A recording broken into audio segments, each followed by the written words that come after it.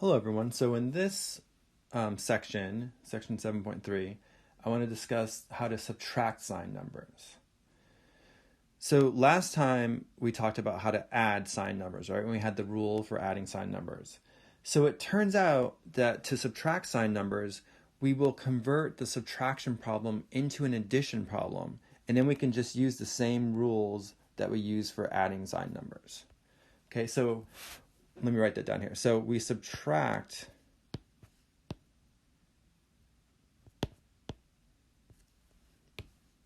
write that a little neater here.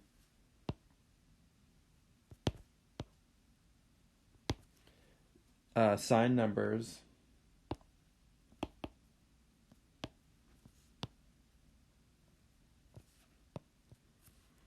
by adding the opposite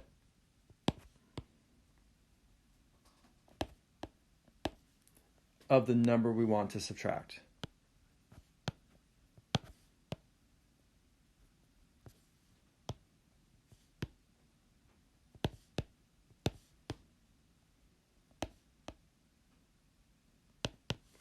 So again, we turn a subtraction problem into an addition, right? By adding the opposite of the number we want to subtract.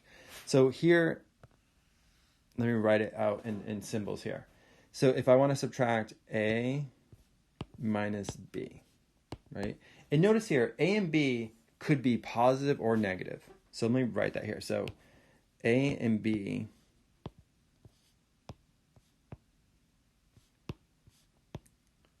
could be positive or negative.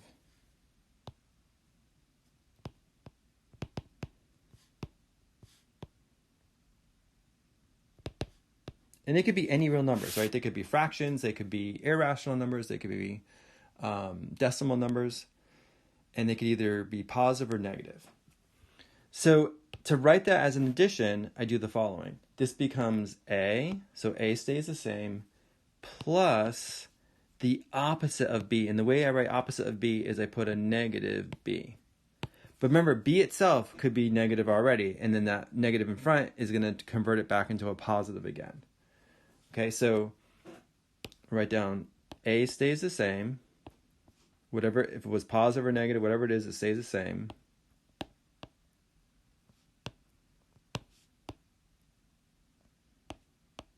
And now I add, right? So it becomes an addition problem instead of subtraction. And then the negative B here means the opposite of B.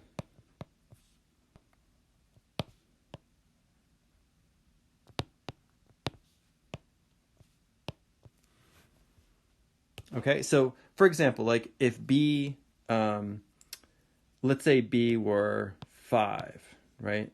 If B equaled 5, then negative B would be negative 5. If B equaled negative 7, then negative 7 is a positive 7. So it's always going to be the opposite when I put that negative out front. All right, so let's do some examples. Let's say I'm going to subtract these numbers. I have 7 minus a negative 3. So immediately I turn this into an addition problem, right? It becomes 7, that stays the same. My subtraction becomes an addition, and I want to add the opposite of negative 3, which is positive 3. And that we don't even need to use our rules, right? We can just think about this. I'm adding two positive numbers together, so I'm going to get 10. And that will be my answer. So 7 minus negative 3 is positive 10. Okay, what about 44 minus 83? So again, I'm going to turn that subtraction into an addition. The 44 stays the same. I'm going to add, well, the opposite of, think of this as positive 83, right? The opposite of 83 is negative 83, because I'm adding always the opposite of B. Well, how do I do this? Well, we can use our rules, right? I find the absolute value of each number. So absolute value of 44 is 44. The absolute value of negative 83 is positive 83. I would subtract, so 83 minus 44. This is what I need to borrow, right? So that's going to be 9, and then 3, I guess 39. And then I take the sign associated with the larger absolute value. 83 is the larger absolute value. What is the sign here? It's negative. So this must be a negative 39. So 44 minus 83 is negative 39.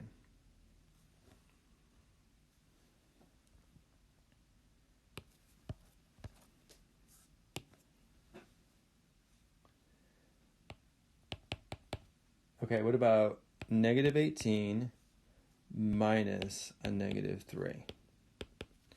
Okay, so immediately convert it into an addition, right? Negative 18, that stays the same. Subtraction becomes addition, and now I'm going to add the opposite of negative 3, which is positive 3. By the way, some people, and I think I learned this this way too many years ago, if you have if you have minus a negative here, then automatically it's become a positive. But that's because the rule is you're adding the opposite, and the opposite of negative 3 is positive 3. So some people just say a negative makes a positive, but you have to understand why. It's really because you're adding the opposite. Okay, and then how do I add these two together? Well, I need to find the absolute value of negative 18. That's positive 18. The absolute value of positive 3 is 3. So now I subtract largest absolute value minus smallest. That's going to be 15. And then I take the sign associated with the larger absolute value, which is negative, right? So this is going to be negative 15. So negative 18 minus a negative 3 is really negative 15.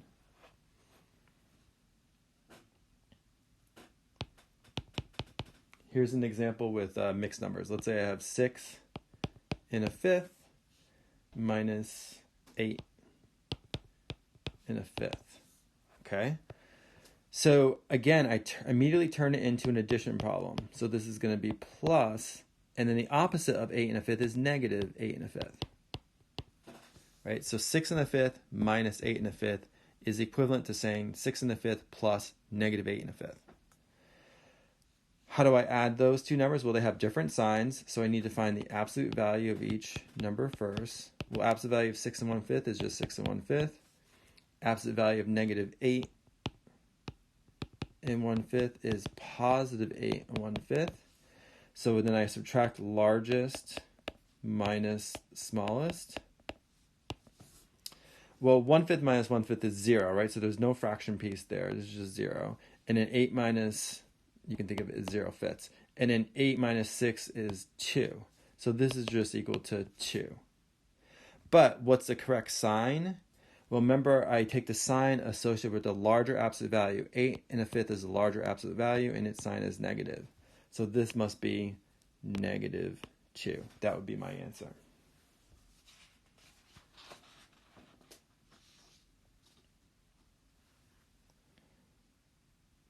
Okay, let's look at some more examples, and I'll look at some examples from your homework. Okay, so here in this question, we're given several subtraction problems. So let's see if we can solve all of these. So first of all, I want to convert, right? You always want to convert a subtraction into an addition. So this first problem, it's negative 2 minus a negative 13. So I can rewrite that as negative 2 plus, and the opposite of negative 13 is positive 13. And then how do I add two numbers together that have different signs? Well, I find the absolute value of each number. So absolute value of negative 2 is 2. Absolute value of 13 is 13. I subtract largest absolute value minus smallest, so that's going to be, 11. And then I take the sign associated with the larger absolute value, which is positive. Right, in this case, the 13, that's positive. So this is going to be positive 11. That would be the answer. Okay, next one is positive 2 minus a negative 13. So I rewrite it as an addition, right? This would be 2 plus the opposite of negative 13 is positive 13. Well, this is easy, right? And you don't even have to use your rules. They're both positive. Just add them together. You're going to get 15. So this is 15. Next one. Negative 2 minus 13. Let me convert it into an addition problem, right? So this is going to be negative 2, that stays the same, plus, and then the opposite of positive 13 is negative 13. Then remember, how do I add two numbers together that have the same sign? I find the absolute value of both. So this is positive 2. Absolute value negative 13 is positive 13. I add the absolute values together. That's going to be 15. And then I keep the sign, right? So in this case, if they're both negative, this stays negative 15. This is negative 15. And then finally, the last one, 2 minus 13. Well, I can rewrite it as 2 plus a negative 13. I'm adding two numbers together. They have different signs, so I find their absolute values. This is 2. This is 13. I subtract the largest minus smallest. That's going to be 11. But then I keep the sign associated with the larger absolute value, which in this case is the negative here, right? So this is going to be negative 11. So this is negative 11. All right, and again, with practice, you'll get better and better at this, and you'll be able to do a lot of this in your head. All right, let's look at a few more. Okay, what about this problem? I have 2 minus a negative 2 minus a negative 5. So we have to be careful here, right? We're subtracting, but because of order of operations, we have to do it left to right. So you want to do this subtraction first, get that result, and then you can do the second subtraction. So let's do that first. So I'll write it over here. So I want 2 minus a negative 2. Well, let me rewrite that as an addition. This means 2 plus, the opposite of negative 2 is positive 2. Well, that's easy. That's just 4, right? So this now becomes 4 minus a negative 5. So now let me do that one. So I have 4 minus a negative 5. Well, I can rewrite it as an addition. It's 4 plus, the opposite of negative 5 is positive 5. And then that's easy. I can add those together. That's 9. So it looks like this is going to be just equal to 9, right? So this is 9.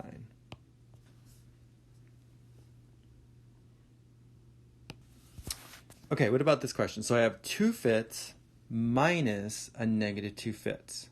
So again, immediately convert this into an addition problem. So this is going to become 2 fifths plus, the opposite of negative 2 fifths is positive 2 fifths. So it's just 2 fifths plus 2 fifths. Now remember, go way back to module 2. How do I add fractions together? Well, if they're like fractions, I keep the denominator and I just add the numerators. So this is simply going to be 4 fifths. So this answer is just 4 fifths.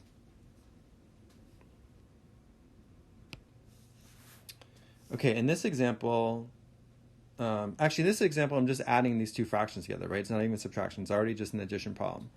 So, but it's with fractions, so let's do this to get some more practice with fractions. So how do I add two numbers together with different signs? I remember the rule is you find the absolute value of both numbers first. So absolute value of negative 1/9 is positive 1/9. Absolute value of 2 fifths is 2 fifths. Then I want to subtract the larger absolute value minus the smaller, right? But to do that, I need to have the same denominator, right? So you really want to find the lowest common denominator first and rewrite both of these in terms of the lowest common denominator. Well, in this case, the lowest common denominator is going to be 45, right? 9 times 5, because 5 is a prime number. It doesn't go into 9, so it's going to be just the product of those two. So I can rewrite this. I want to get a 45 here, right? So I need to multiply by 5 over 5. So this is really just 5 45ths. And here I need a 45, so I need, 45. So I need a 9 down here. So I need a 9 over 9, so this is going to be 18 45ths. Okay, now I need to subtract, right? Largest absolute value, which is 18 45ths, minus smallest, which is 5 45ths. What do I get? Well, 45, that stays the same, right? Because they're like fractions. And then 18 minus 5 is what? 13. So it looks like it's 13 45ths. And I take the sign associated with the larger absolute value. Well, 18 45ths is the larger absolute value, and its sign is positive, right? Positive. So it looks like this is just going to be 13 45ths.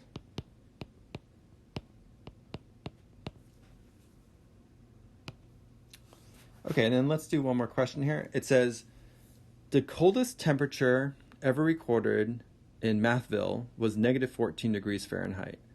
This happened on January 30th, 1972. The normal low for that day is 25 degrees Fahrenheit. How much colder was the record temperature than the normal low temperature? So really what they want us to do is subtract, right? If I take the normal low temperature is 25 and I subtract the record temperature, negative 14, that'll tell me how much colder it was.